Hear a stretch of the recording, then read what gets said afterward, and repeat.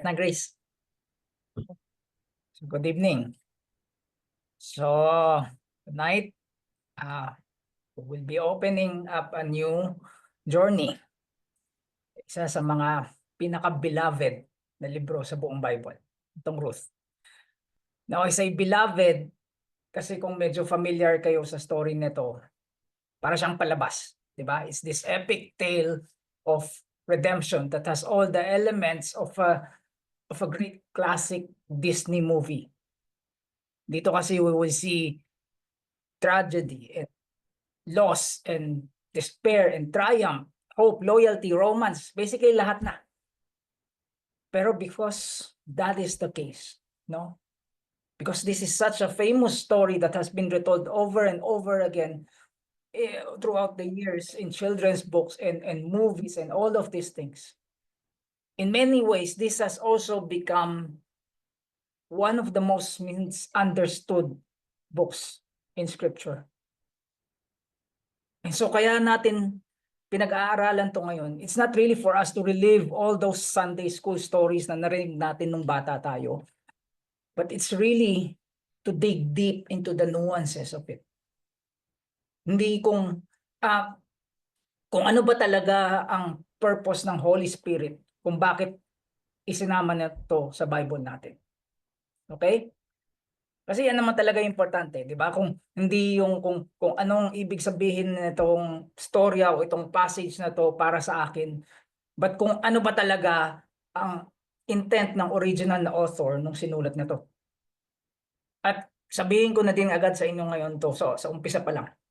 Hindi natin magigets yung buong significance or ng mga mababasa natin dito unless we get a full grasp or at least a working knowledge or understanding of Israel's history and laws and traditions nung time na yun. Pero wag kayong masyadong mag-alala kasi syempre, explain naman natin lahat yan as we work through this. Okay? But before we go much deeper into this, what I want us to do dito sa umpisa is for us to get a better feel of the weight of this story that we are walking into. No? Kaya gusto kong basahin muna natin tong unang 5 verses sa librong to in just one go. In what is perhaps one of the darkest paragraphs in all of the Bible. And the reason I want to do this, the reason I want us to feel the tension here is because itong librong to, itong Ruth, it's really ultimately about redemption. Di ba? Actually nga, it's redemption on multiple levels as we shall see later. Pero in order for us to appreciate any kind of redemption, we first have to understand what it means to be lost. Tama? To be in need of that said redemption. At ito yun, no? Yung contrast.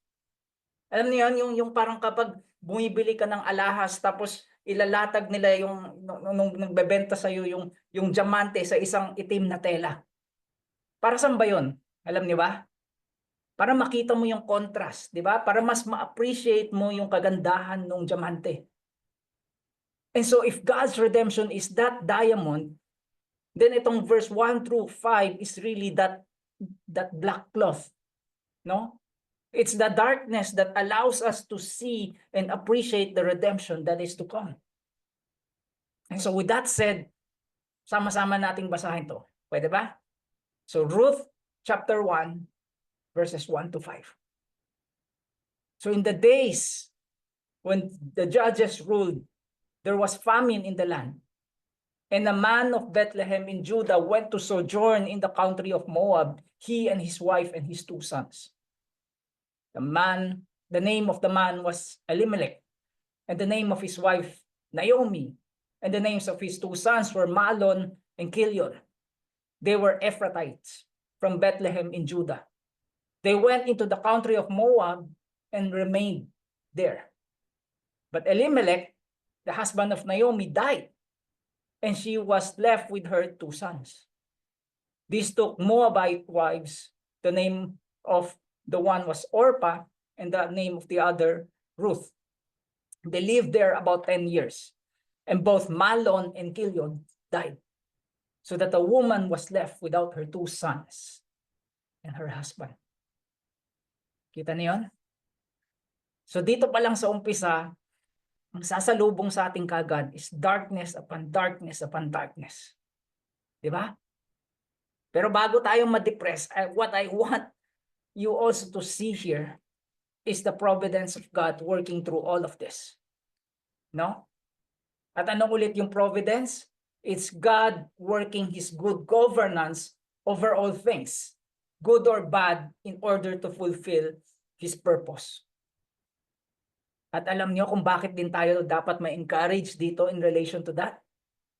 Kasi as we read through this, hindi lang dito but all throughout the all throughout the 4 chapters of Ruth, the one thing na napansin ko talaga is that you won't see any kind of miracle or any one word spoken directly by God. Tulad ng mga nakita natin sa mga ibang libro sa Bible. So in short, walang milagro na nangyari dito. Pero this does not mean that God is not working. Tama? Actually, ito nga yung pinuprove sa atin nito. That through ordinary people in ordinary circumstances, meaning kahit sa buhay mo o sa buhay ko, God's invisible hand is still maneuvering and performing and preparing towards that goal that He has set out to accomplish. At ano ulit yung goal na yan sa kwento na to? Redemption. Redemption. So although His hand is hidden and invisible dito, what we are going to see is God working here just as much as He does in, like, say, Exodus. Okay? To bring about that said redemption. Now, ito pa ang tanong pala. Dito din sa nabasa lang natin, sino pala ang nangangailangan ng redemption? Sino? Si Naomi ba? Si Ruth? Well, kung yan ang mga pumapasok sa isip nyo, tama naman yun, no? This is why people call this one of the most beautiful love stories ever told. Because later on, they will be saved and more accurate or more accurately redeemed by this guy named Boaz. Pero let me also submit to you here na this is not just a love story between Ruth and Boaz. Okay? Actually, luging-lugi tayo kung hanggang dyan lang ang nakikita natin dito. Kasi more than that, this is a love story between God and those that He redeems. Between God and those that He loves. Actually, makikita nga natin kagad yan dito sa umpisa pa lang. No? This is verse 1. Where we see that desperate need for redemption from the first object of God's love. Which is sino? Si Israel. Di ba? Tingnan mo to. In the days when the judges ruled, there was a famine in the land. So right off the bat, we were told that we were coming into one of the darkest times in the history of Israel. No?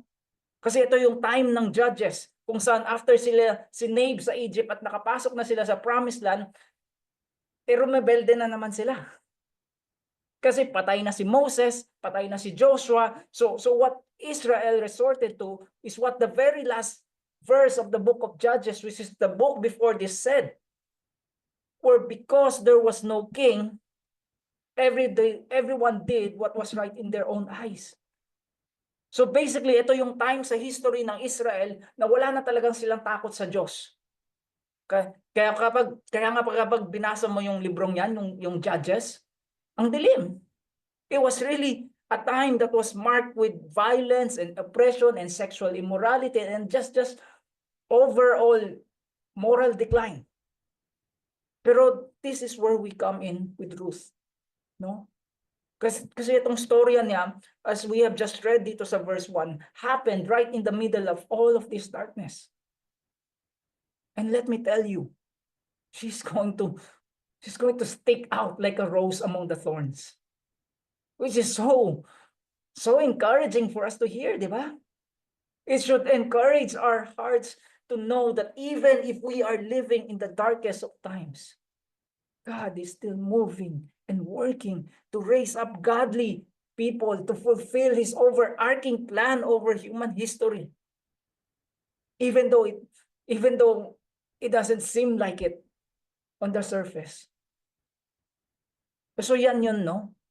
Ito yung setting ng storya na babasahin natin over the next few weeks. It was the time of the judges sa Israel. And there was famine in the land, which also helps us explain itong second part ng verse 1, where we see this man and his wife and 2 sons leave Bethlehem to grow across the river Jordan in the opposite direction of where they're supposed to be. Kasi nga, nasa promised land na sila, di ba? Pero umalis pa rin sila. Bakit? Kasi wala silang makain. Which is particularly interesting also kasi nung umalis sila, nung umalis ang mga Israelites galing sa Egypt to go to this land of promise, paano sa kanila i-describe itong lugar na to? Naalala niyo? Sabi sa kanila, this will be a land flowing with milk and honey. Tama? And so for this land flowing with milk and honey to experience a famine like this, parang may contradiction. Di ba? Kasi saan na yung overflowing ng blessing na sinasabi ni God? Well, you see, kasi anytime we see a famine sa Bible, it's almost always a sign of God's judgment. Okay? Kaya although hindi directly sinabi sa atin dito, what we are seeing here is very likely God withholding blessing over the land as an act of active discipline over His people. Dahil nga dyan sa mga pinagagawa nila. Ngayon, ano pala lagi ang purpose ng Panginoon kapag dinidisiplina niya yung mga anak niya? Sorry. Nawala yung camera ko. Oo. Pakinggan din. Okay. Pakinggan na lang ako. Ano purpose ng Panginoon kapag dinidisiplina niya ang mga anak niya? Dahil ba yan na buisit lang siya? Dahil kaya gusto niyang pahirapin sila? No. It was supposed to cause one to repent and to seek God out and ask Him for mercy. Tama? To get your attention so that you don't fall further and further into despair from the pain of your own sin. Now, ganun ba yung ginawa nitong taong to sa verse 1? Hindi. Instead, what he did just proves that what the book of Judges is saying is true. No? Everyone was doing what was right in their own eyes. In their own eyes. Kaya here we see this man uprooting his entire family to go way across the Jordan River to where they're not supposed to be. To enemy territory. Sa Moab. Ngayon, may mali ba sa pagmamigrate? Well, usually wala. Pero he was already in the place where we all know God wants His people to be. Diba? Saka over and over sa history ng Israel, whenever we see instances of God's servants choosing to go outside of the land of promise, it never plays out well for them. Tama? Si Abraham pa lang nga naalala na yun, there was also a severe famine nung time niya at naisipan niyang pumunta sa Egypt without consulting with God first. At anong nangyari doon? Muntik nang makuha yung asawa niya. Hindi lang yun kasi years later we found out na meron pala silang bitbit na alipin doon sa nung umalis sila. And one of those servants is this girl named Hagar. And we all know what happened there. No? Kaya dito pa lang sa verse 1, when we see this man moving his family from Bethlehem to Moab, parang heads up na din sa atin to.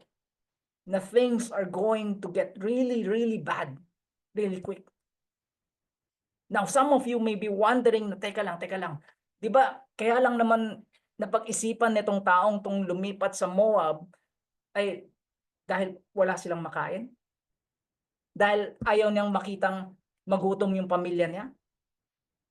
So, hindi ba mabuti naman yung intention niya? Well, yes. Pero sometimes even good intentions can lead you to sin. Alam niyo ba yun? Kasi yes, oo nga, he has that desire to provide for his own family para hindi sila magutom, para hindi sila mamatay. Pero somehow this desire also pressured him to think na it's justified for him to step outside of the will of God kung ang intention naman niya ay mabuti. And many professing Christians today also make the same mistake. No? Yung I'm just going to take a detour in my faithfulness to God para ayusin ko lang tong problemang to. I'm sure maintindihan naman niya. Kasi once okay na lahat yan, once I solve it in my own wisdom and in my own way, then babalik naman ako. Then I'll come back and continue on serving the Lord. Friends, sino ba si God sa'yo? Sino pa siya? Naalala niyo yung verse kanina sa Judges? Ano yung rason kung bakit sinasabing doon na everyone was doing what was right in their own eyes? Because there was no king. Di ba? Dahil wala silang kinikilalang hari. Which is so ironic kasi dito sa verse 2, the first thing we find out is that this man's name is Elimelech. Alam niyo ano yung literal meaning na Elimelech? My God is king. Well, it doesn't seem like it. Tama? Kaya tayo we can claim to be Christian all we want.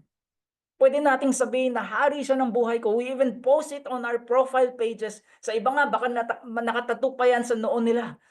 Pero if you're not making him king over everything in your life, then you have the same end result as somebody who rejects him altogether. Tulad nitong taong to. Now when things got really bad, tingnan niyo kung ano yung naging desisyon niya. It's to leave Bethlehem. And by the way pala, alam niyo kung ano yung literal meaning ng Bethlehem? It's the house of bread. So when the house of bread has no bread, you know it's bad. No?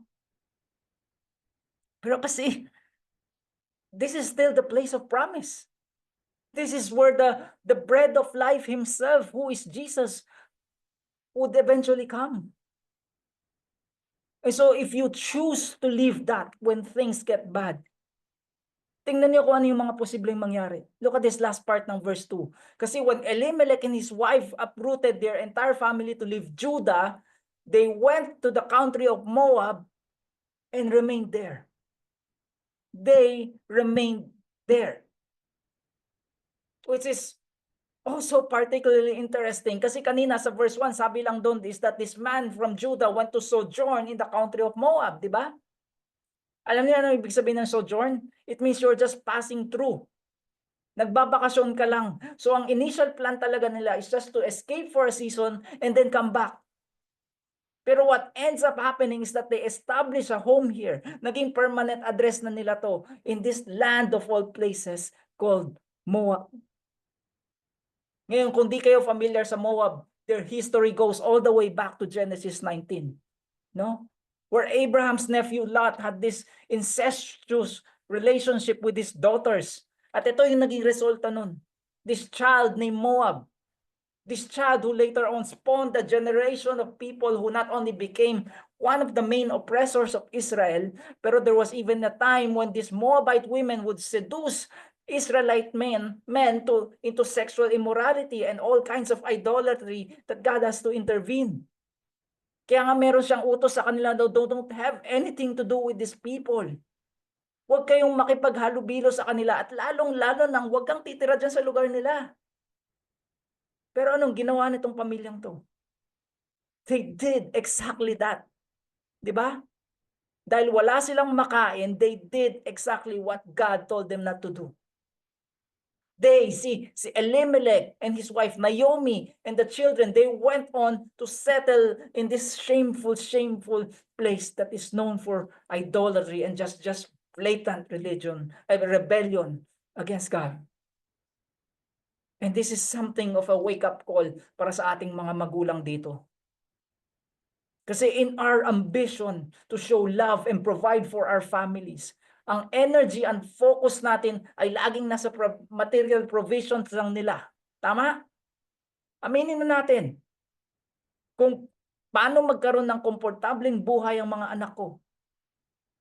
And most of the time, the spiritual provisions aren't even considered. Pero hindi nyo ba alam na when God called us to provide dito sa Bible, He's not just talking about the physical bread, no? But really about spiritual bread. Actually, mas importante pa nga yun kasi the effects and the consequences of it last beyond this life that we have. Pero are we really doing that? Are we really thinking about the spiritual effects of our decisions first before anything else? Di ba? Guys, don't be like Elimelech, no? Huwag kang gagalaw o magde-decide para sa sarili mo or worse, para sa pamilya mo purely on the material benefits of it. Kasi tingnan mo paano siya magdesisyon dito. I'm sure hindi na pinagpe-pray ito kasi he did not even consider the consequences of this move. He did not consider the environment that he was going to place his children in. He did not consider how far he and his wife were going to be away from the temple of God. Na mawawalan sila ng spiritual support system kapag umalis sila. All he sees is mas marami kaming makakain doon, kaya doon tayo. And now he's about to realize the consequences of that. Look at verse 3 and 4. But Elimelech, the husband of Naomi, died. Now, to be honest, hindi naman natin pwedeng sabihin na namatay siya dahil pumunta siya dito. No? It could be, pero we don't really know kasi wala namang sinabi dito. So for all we know, baka hindi naman, kahit hindi naman sila umalis, ay mamatay pa rin siya simply because, well, oras na niya. Kaya I don't think this is actually the consequence. No? The consequence is this. Yung next sentence. And she, Naomi, was left with her 2 sons, and these took Moabite wives. They took Moabite wives. Imagine that. The very thing that God warned his people about is now totally being disregarded just because their father wanted to find security for their livelihood before obedience. Eh so nagkakagulat pa ba na ganito ang nangyari? Hindi, di ba? Hindi, kasi the longer you stay outside of the will of God, the more likely you are to make decisions that will permanently alter your future. Alam niyo ba yun? Kasi tingnan niyo they went from stepping away from the land that God has provided for them to now marrying wives that they shouldn't have married. At paano sila umabot sa ganyan? Because when they first stepped into disobedience instead of repentance, they stayed there. They stayed there. Kaya namatay din yung konsensya nila because they've grown so accustomed to the world around them. Kaya when we see them making these decisions that goes against a warning that God has provided over and over and over again, parang wala na lang sa kanila. Pero as we shall see in a while, these decisions would forever affect the days ahead. Kasi as we are introduced next to these Moabite wives, si Orpah at si Ruth, sinabi din pala dito ay na tumira sila doon ng 10 taon, no? Sa Moab. Which by the way is such a long time for any famine to last, 'di ba? Kung yun lang ba talaga yung hinihintay nila. Pero what we will see here next is the death of every male in the family. Yung 2 anak nila, si Mahlon at si Chilion, leaving behind Naomi and her 2 Moabite daughter-in-laws. Which is again so ironic. Kasi ano ba ulit ang rason kung bakit sila umalis sa Bethlehem? To not die, di ba? To survive. To escape a famine. Pero ito kasi yun. Anytime you attempt to go towards something that God says not to go towards to, thinking that it will save you, it will always disappoint you. Okay? It will always disappoint you. Kasi yes, tulad nga kay Elimelech, Again, we could just as easily make a case na baka mamatay din naman tong mga anak kahit hindi sila umalis sa Judah. Pero kasi I would rather suffer knowing that I'm in the will of God than suffer knowing that I'm walking away from God. Alam niyo yun? I'd rather die knowing that I'm obeying God than die knowing that I've walked away from God. Kaya for me, hindi na importante dito kung ang kinamatay ba nila ay dahil nasa Moab sila o hindi. Actually, the very fact that the author did not give us the reason why they died means hindi importante na malaman natin ito. Kasi ito ang importante. Because of one man's disobedience and failure to lead his family spiritually, we now got all of this darkness. And friends, this is what I want you to see here, no? It's a really, really simple warning that God is providing for you and me. Now, one deliberate step of disobedience can lead you diving into depths of sin that you thought you would never dive into. Okay? Yan yung pinapakita sa atin dito sa unang 5 verses sa Ruth. Let's all learn from their mistakes rather than having to experience the consequence of sin for our own. Amen? And so ano na? What are we left with? Well, we're left with Naomi and her 2 daughter-in-laws in desperate need of redemption. Ngayon, bakit pala? Why redemption? Why the desperation? Why is this such a big problem? Kasi today, kung namatayan ka, yes, masakit, pero in most cases, it's survivable, 'di ba? Kasi meron ka namang ipon, meron kang trabaho, yung iba meron pang insurance. Well, here is why we need to understand the historical context of this. No? Ito na yung sinasabi ko kanina na kung hindi mo magets, you probably won't understand the depths of the darkness that we are seeing here. At di mo rin maintindihan kung bakit kailangan nila ng kinsman redeemer later on dito sa storyang to. Well, you see, kasi to be a widow nung time na to means hindi lang yung namatayan ka ng partner sa buhay, but it's really also the loss of all social and economic status. Kasi being a woman during this time, wala naman silang right magtrabaho o kumita tulad ng lalaki. Tapos they cannot own property pa. So automatically, literally, kung namatayan ka ng asawa, homeless ka na. At sa kaso ni Naomi, nung una parang okay pa eh. At least nandiyan pa yung 2 anak niya. Pero ngayon na pati sila ay wala na. Who is she now going to turn to? Di ba?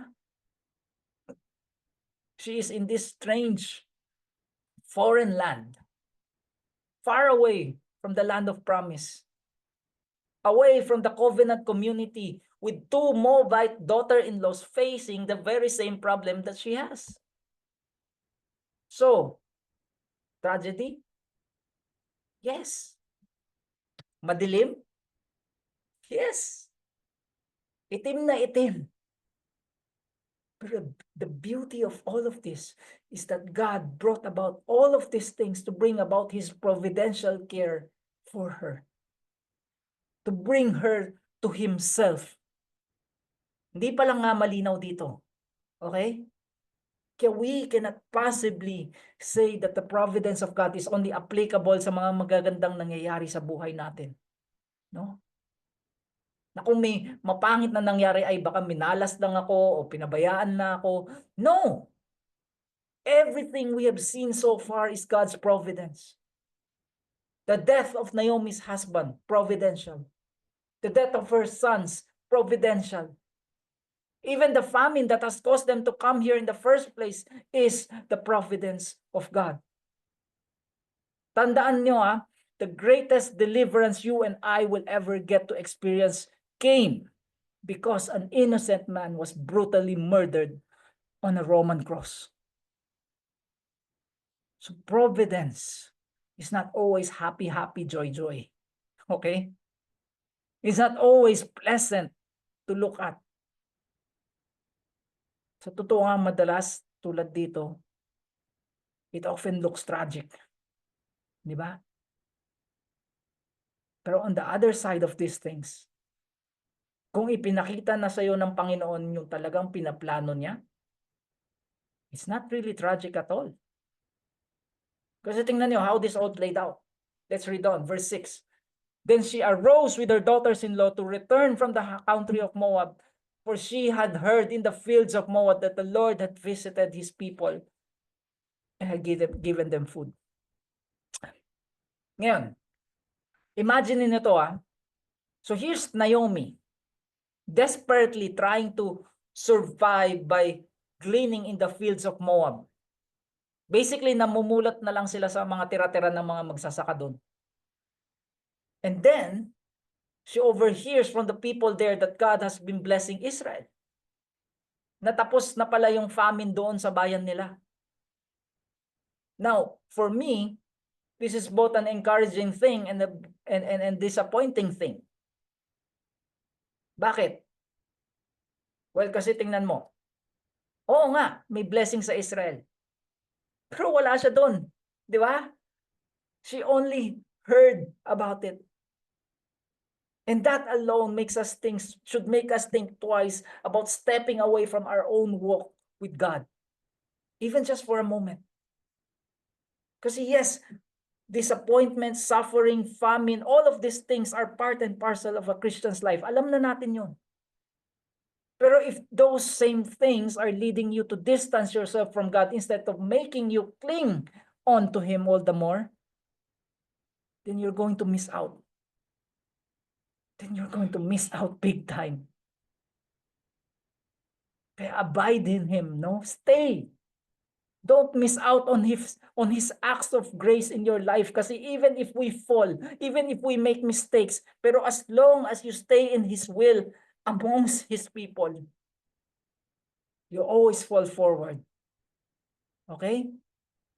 Meaning you can pick yourself up or have God's people help pick yourself up, and then you'll move on again in Him and not away from Him. Kaya mga kapatid, don't ever turn your back on God. It doesn't matter how dark it is. It doesn't even matter how disappointed you are. It doesn't matter how many unanswered questions you have. Kasi the very thing that you think will save you apart from God will end up killing you. Like it did this family. Now, yan yung bad news. Pero here's the encouraging part dito. Kasi although she walked away from the Lord with her husband, although she had maybe even encouraged her sons to marry these Moabite women, she still knows enough to believe that the door to the land of promise was still open for her. So after 10 long years in spiritual wilderness, she still has that glimmer of faith. At yan yung gusto kong sabihin sa inyo ngayong gabi. No? Na wag kayong ma-overwhelm. It doesn't matter how long it's been since you've last talked to the Lord. It doesn't matter even if hindi mo matandaan kung kailan mo huling binuksan yung Bible mo. As long as you are still alive, that door is still open for you. He will still take you back. There's still a place for you in the promised land. Just have to believe. Just have to trust in Him enough to do what Naomi is about to do here, which is to return. To change her direction and return.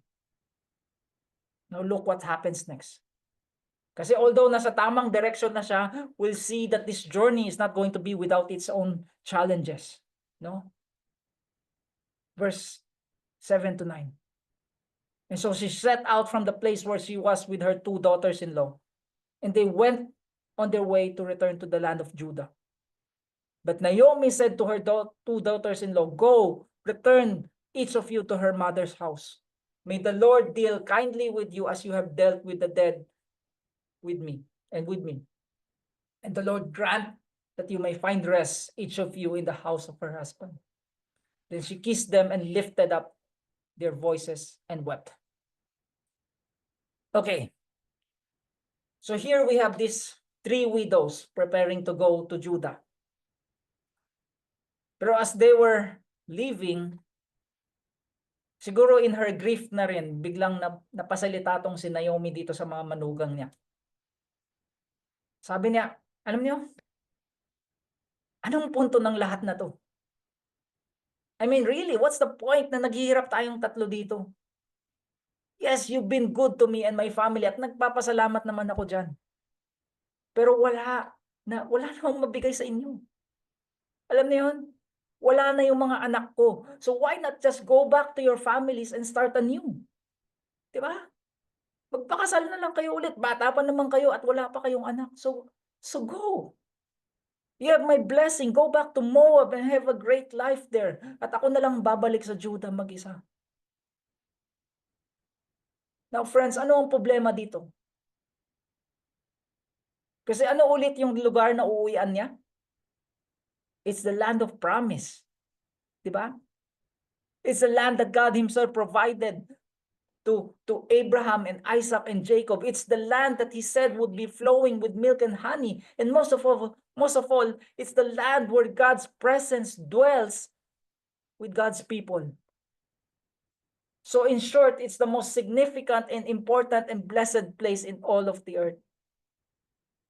Pero tingnan mo yung sinasabi ni Ruth kay Oprah, ay ni Naomi kay Ruth and Oprah, or Orpah. Sabi na, there's something better than that for you out here. In Moab, of all places. In the land of compromise. Bakit? Well, kasi this is why we all need to be grounded in the Word. No? Kasi kung hindi, if we don't let the Word of God fill our hearts and our minds, ito yung magiging resulta nun. Where we allow our hardship to affect our theology. Where difficult times will sway you with bad theology, tulad nitong si Naomi. Si Naomi who's been away from God's presence and God's people for 10 long years. Tapos ngayon she's telling her daughters-in-law na there's something better out there than being in the land of promise. Alam niyo yun? No, there's something better than being in the place where God dwells. Now there's something here in Moab that will make you more happy and more fulfilled.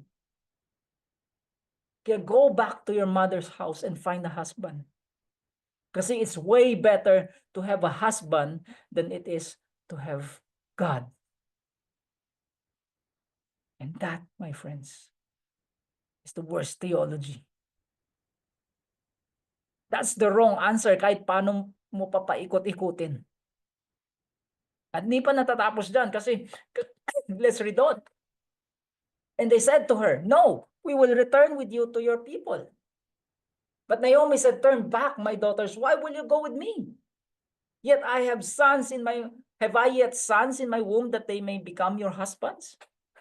Turn back, my daughters. Go your way, for I am too old to have a husband. If I should say, I have hope, even if I should have a husband this night and should bear sons, would you therefore wait till they grow? Would you therefore refrain from marrying? No, my daughters, for it is exceedingly bitter for me for your sake that the hand of the Lord has gone out against me." Now, first of all, ano ba yung pinagsasabi ni Naomi dito? Even if it sounds impossible, why would she even bring up this idea that her daughter-in-laws will marry her future potential sons in the first place? Di ba? Well, again, in order to understand this, you first have to understand Israel's laws and traditions. No? Kasi what Naomi is alluding to here is the law of levirate marriage. Where kapag namatay ang isang lalaki, isang husband, at wala siyang anak, It is automatically the duty ng kapatid or yung next of kin to take the widow as his wife. At yung unang lalaking anak na maproduce nila dyan sa union na yan will then take the place of the dead husband as far as inheritance goes. Para hindi lang maputol yung linya ng pangalan nila.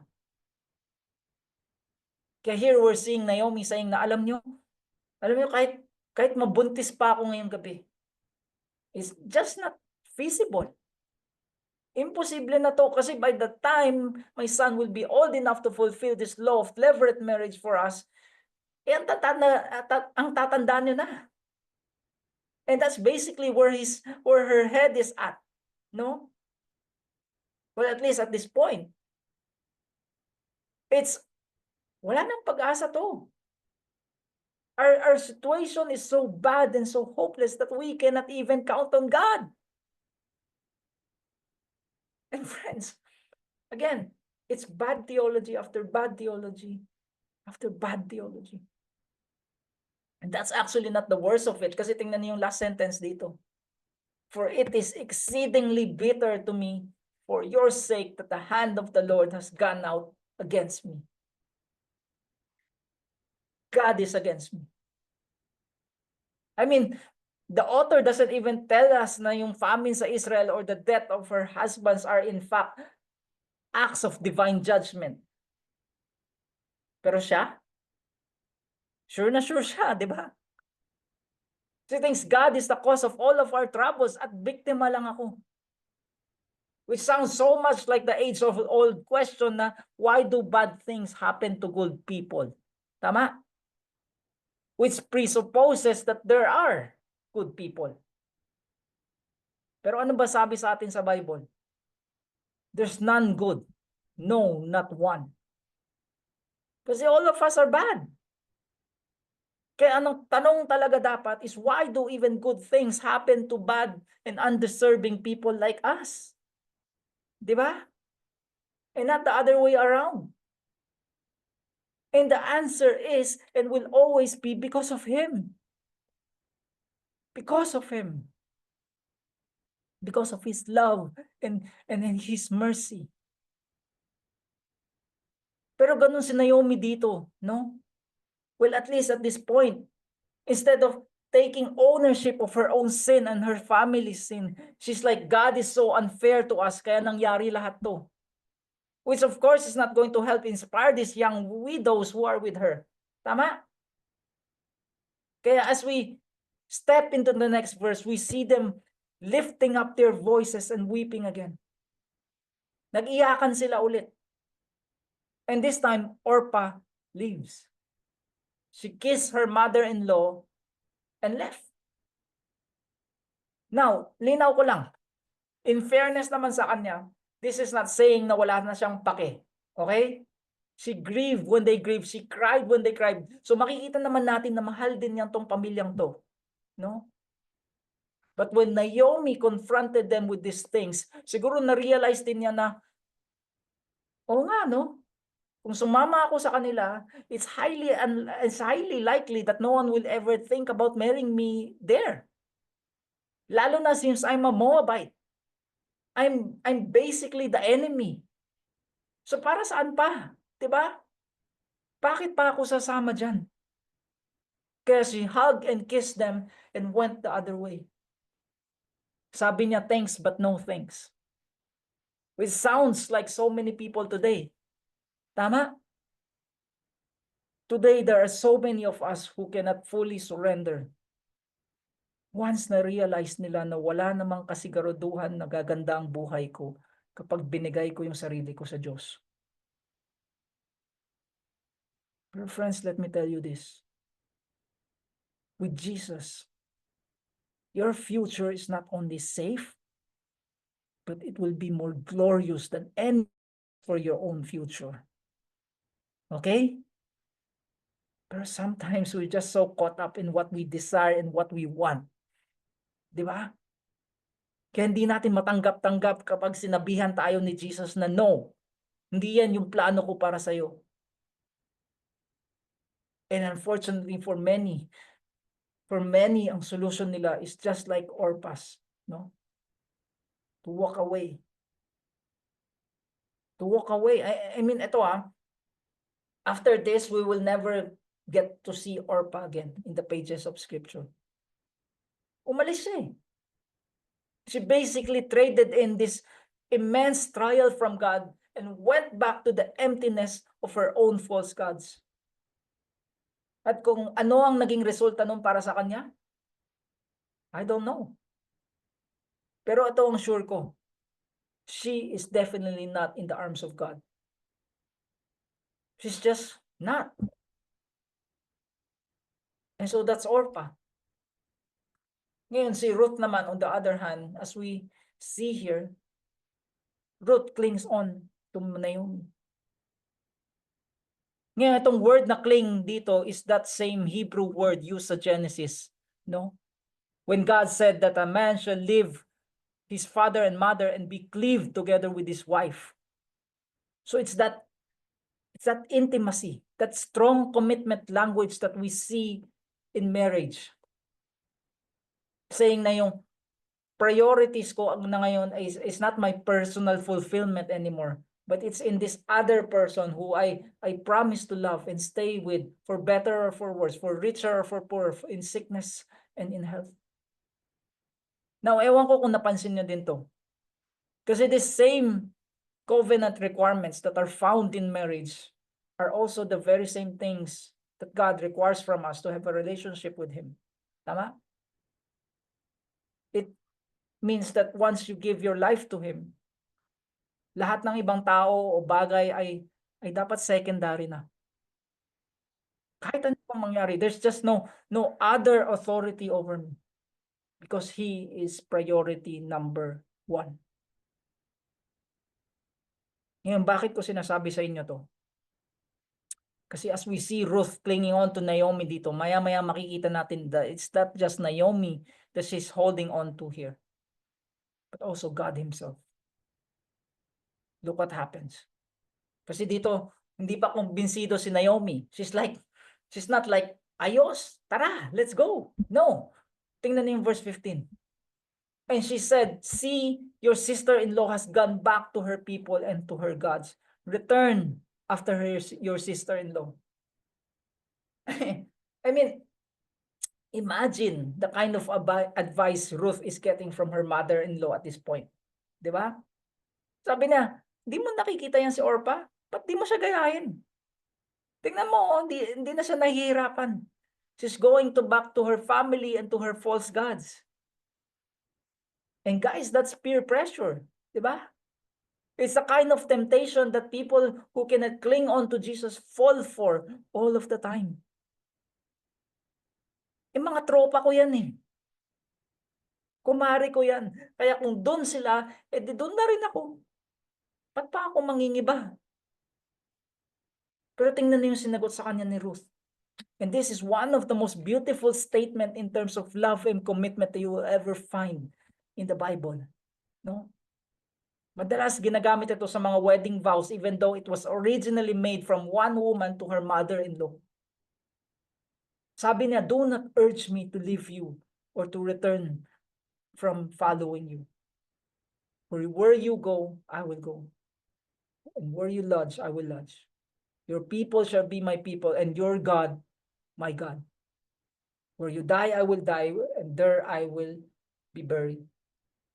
May the Lord do so to me, and more so, if anything but death parts me from you. Ang ganda, di ba? Now, what's even more amazing about this is when you realize that she is now including God in this vow. Even though ang exposure lang niya sa kanya up to this point is Naomi. Si Naomi na narinig na naman kung ano yung pinagsasabi na, di ba? Sumama ka na kay Orpah. Go back and worship your false idols and I'll go my own way.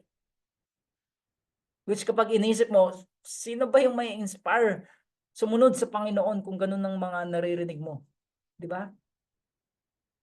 Kaya nga naisip ko na baka in the 10 years that they've spent together, this topic may have come up a few times in their conversations. No? this talk about the God of Israel and about the laws of Moses, and somehow this stirred the heart of Ruth. Kaya over time she began to grow in her desire and her love for this God of Israel. Kaya when this opportunity came to choose whether to cling on to God, which also meant clinging on to Naomi, who herself was going to God, or to go back to her old way of life, madali na lang sa kanya yung desisyon. Friends, what we are seeing here is Ruth's conversion. She changes here. She confesses, she repents right here in these very words that we are reading. And get this, this is after losing her father-in-law and her husband and whatever economic status that they had at that time. This is even after receiving some of the worst advice one could ever get from her own mother-in-law. Pero instead of turning away, like si Orpah, she clung on to God. She clung on. Why? Well, probably because she now knows enough about the falsehood of her own old religion. Tapos yung Holy Spirit, the Holy Spirit is probably there steering her hearts towards the one true living God. Kaya sabi niya, I want to take advantage of this opportunity. I don't care if this decision means na magiging single na ako habang buhay. I don't even care if they hate me and reject me doon sa Israel dahil isang Moabites ako. Basta I choose God. I choose God. I choose Him and what He has in store for me. Kita na yun? That, my friends, is an unshaken faith of this young widow. That's what we're seeing right here. Kasi Ruth is willing to risk losing a lot more than what she has already lost. Because she has enough faith to believe in something about the grace of God, na if I turn my heart to Him, kahit ano pa ang mangyari sa nakaraan ko, He will receive me. He will receive me. And when Naomi hears those words, even her, she was so moved, no? Kaya wala na siyang masabi sa other than, okay na, sige na, tara na. And so the two of them went on until they came to Bethlehem. And when they came to Bethlehem, the whole town was stirred because of them. And the women said, is this Naomi? Ngayon, tandaan niyo, 10 taon silang nawala dito. So you could imagine the shock of these people seeing the one person that they never thought they would see again. Tsaka with everything that happened, malamang namuti na rin yung buhok niya, di ba? Mukha na siguro siyang bruha dito, kaya di na siya nakilala ng iba. Which, considering the circumstances, is not surprising. Pero tingnan niyo how she responded to them. She said, do not call me Naomi. Naomi means pleasant, by the way. But call me Mara, bitter. For the Almighty has dealt very bitterly with me. Nakita niyo yun? Nakita niyo yung lalim ng hugot sa mga salita niya? This woman was so consumed with her pain and suffering that it literally affected her self-identity. Call me bitter. Imagine yun. For the Lord has dealt bitterly with me. Now, tanong, saan pala siya bitter? Saan? Well, some would say that she's still so bitter against God, no? At siguro tama naman sila. That could very well be the case here. Pero I want you to notice something dito sa mga susunod na statements niya. Kasi sabi niya, I went away full. So it seems to me dito na she's starting to admit na nangiwan nga sila, no? That when the going got tough, they left for what seemed like greener pastures. And the Lord has brought me back empty. So why call me Naomi when the Lord has testified against me? Now to say that the Lord has testified against her means na meron nga siyang legitimate na kaso sa kanya, against sa kanya. Tama?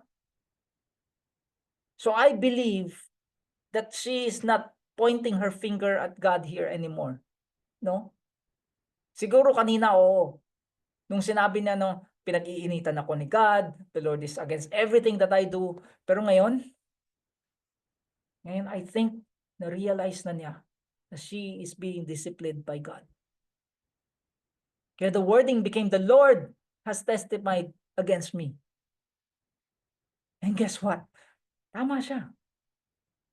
Tama siya. I was found guilty. Kaya the Almighty has brought this calamity upon me. So I don't think she's blaming God for her circumstances here anymore, no? She's just so bitter about everything that has transpired. But whatever the case, I'm sure lahat tayo with all agree that this woman at this moment is so not in a good place. Tama? Actually, this entire first chapter of Ruth is not inspiring at all, coming out of Judges. Kaya I want you to see the hopeful part before we end. No? Dito sa pinaka-last na verse, where we see that beautiful, beautiful word again that actually spurred every moment and every interaction that we've read after all the darkness sa unang 5 verses nitong librong to. At anong word yun? Return. Return. And so Naomi returned. And I would submit to you na kung talagang bitter pa rin siya kay God at this point, this would never have happened. Agree ba? She would have stayed in Moab even after hearing the news na binibless na ni God yung Israel. Isipin niya, aanhin ko pa ang pagkain. Kung talagang mahal ako ng Panginoon, then hindi na hayaang mamatay yung asawa ko o yung mga anak ko. Malamang yan yung maririnig natin. Di ba? If she was still in that state of rebellion against God. Pero hindi. Hindi. Even after 10 long years away from the Lord, the moment she got even a glimpse of the goodness of God again, that was enough for her to say, babalik na ako. Babalik na ako. And even si Ruth, no? Even si Ruth, who was a pagan all her life, worshiping these false deities like Chemos and Baal. But here we don't hear one complaint from her. Namatay asawa niya at mukhang hindi na siya makakapag-asawa ulit. Pero tingnan nyo, here she just quietly and faithfully go back with Naomi. At alam nyo, minsan it's really those of us who have the worst stories and the most difficult backgrounds who have a greater understanding of God in comparison to dun sa mga laging nagba-Bible study at nagdi-discipleship group and all of these things. Pansin yun? Kaya nga it's okay to be broken. No? It's okay. Yes, today, like si Ruth at si Naomi, you may be struggling right now. You may have scars and open wounds that won't go away. But the best thing that you and I can do for ourselves in that state is to cling on to God. It's to come to Jesus and not turn our backs on Him. Kasi just look at this insight. Ha? Ito yung proof natin that there's no detail in the Bible that is by accident. Tingnan mo yung nakasulat dito, Ruth the Moabite. It's being repeated to us again and again and again. Like, oo nga, nagets na namin, Ruth is a Moabite. Pero the author here wants to make sure na naiintindihan mo talaga na yung pinanggalingan niya. Kaya paulit-ulit na binabanggit. So Naomi returned, and Ruth the Moabite, her daughter-in-law with her, who returned from the country of Moab. At saan sila nakarating? Saan? They came to Bethlehem at the beginning of barley harvest. At the beginning of a season in which God is doing a new work in the land, where we see provisions in agriculture and nourishment and all, just overall blessing. It's actually a parallel picture of what's happening inside Naomi's heart at this moment. Where the famine has ended, a new life has begun. Kasi God is going to begin to do a new work in her now. And friends, that is something that you and I can guarantee for ourselves even tonight. No? Na no matter how long or how far you've walked away, if you come back, if you return, God is assuring you that He will begin that new work in you too. And what's so amazing about this work is it's going to be greater than Naomi and Ruth having a house or having the comfort of their husband's embrace. In fact, it's going to be greater than anything you and I could ever dream about. Amen? And who would have thought? Diba? Who would have thought that God would use the humble, honest repentance of a woman who walked away for 10 long years to affect the life of a Moabitess? And not just the life of a Moabitess, but would also affect the nation of Israel. And not just the nation of Israel, but would affect the nations of the world being blessed by the one who would come through Ruth. At dyan natin talaga makikita yung kabutihan ng ating Panginoon. No? Naomi was in a state of disobedience. But the moment she turned to God, God immediately blessed that decision. Naisip niyo ba yun? The moment you and I, or anyone for that matter, makes the decision to turn back towards God, He will bless that decision instantaneously. Guys, that's how merciful He is. At biruin nyo, it all came because of a decision. What brought about this beautiful work that we are going to see in the next chapters came from one simple decision to follow God. And that's what this chapter 1 of Ruth really is. Diba?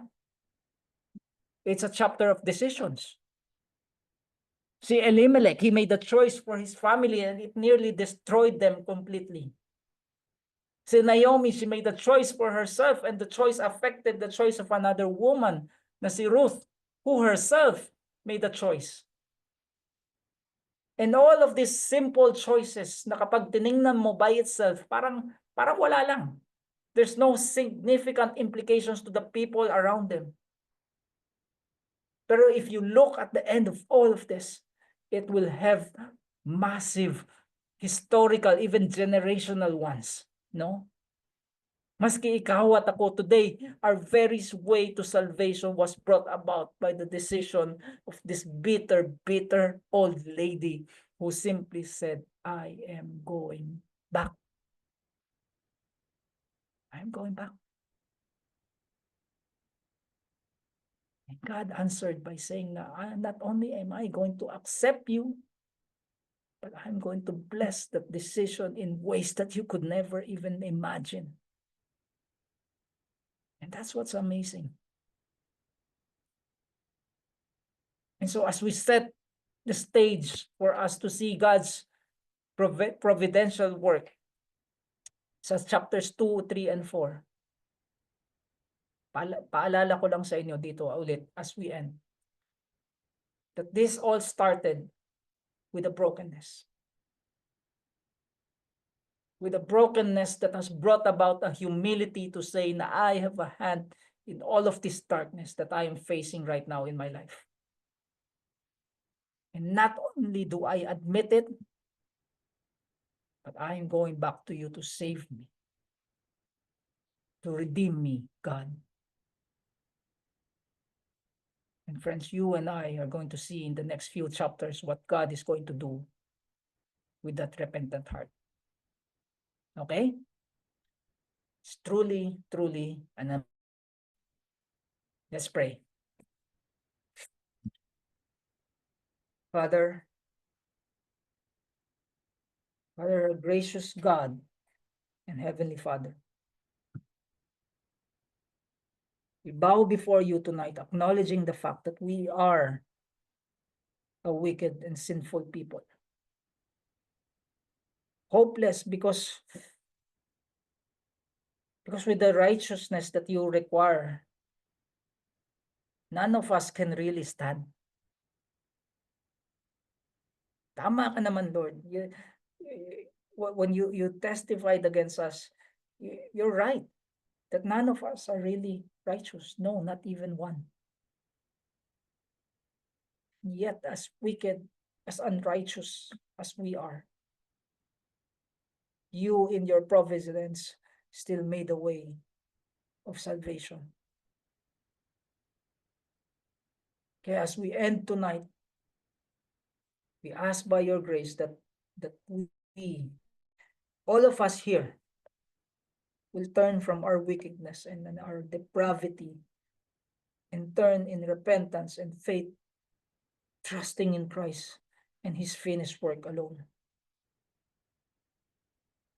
Thank you also, Lord, for the reminder that no matter how dark our days may be, that you are still the God of providence, and that your good and perfect purposes will always, always prevail.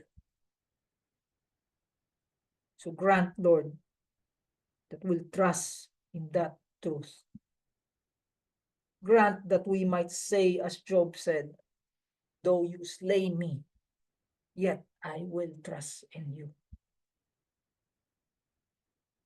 And so we humbly ask that you might grant these things in the name of our Lord and Savior Jesus Christ. Amen. In whose name we pray. Amen.